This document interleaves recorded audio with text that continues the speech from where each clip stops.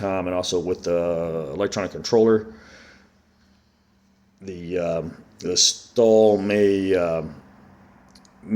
affect your shift tables, because you're getting, if it flashes real high, you could actually cause an early shift to execute.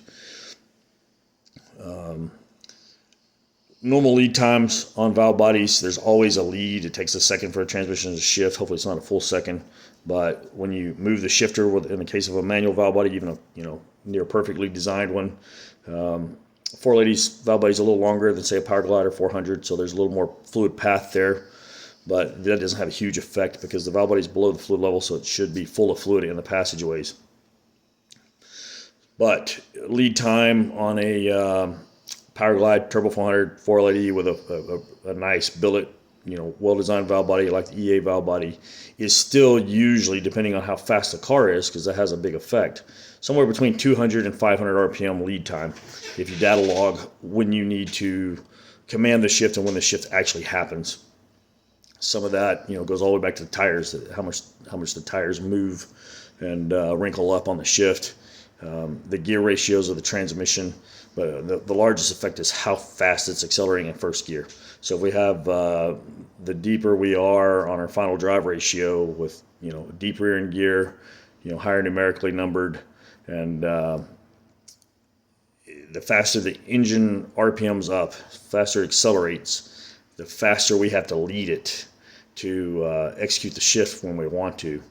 If a shift takes 1/10 of a second to happen and the engine's covering 500 RPM in that 1/10 of a second, well, that means you're going to have approximately 500 RPM lead time, which is actually pretty close to what we are seeing on data logs. Almost always seeing like 250 to 400 RPM, even on a Turbo 400 with an EA valve body in a 6-7 second quarter mile car. So that just gives an example, data shifting or data logging with air shifter and with what we're going to call the best we can do. And when we get into an electronic shift valve body with a solenoid activating a shift valve, it is going to be slightly slower just because of the method of operation it uses. It's a pilot circuit. So we have like a 30 thousandths hole filling a cavity that's bleeding off through the solenoid. The solenoid clamps shut, fills the cavity, fills with pressure, it moves the shift valve. That probably takes, a few milliseconds to happen.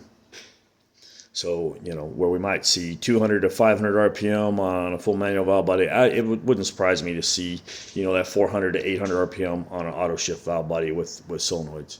And we've worked on that in the past. We've made the solenoids bleed bigger and the pilot circuit bleed into the cavity bigger to try to speed things up. It really doesn't seem to make much of a difference. And not only that, we're not seeing a huge delay when everything's working right anyway. So that's mostly what I want to cover on this video as far as just explaining it. We're going to get into, I'm going to go here and get some parts in a case, and we will go over the hydraulics at the servo, how they can be designed differently, and this applies to Turbo 400s and the 482 because the servo is essentially the same. And some guys will even be able to take the explanation and cross it over to other transmissions. Anything that's servo operated on a shift with a band has some of the same hydraulic theory will be involved.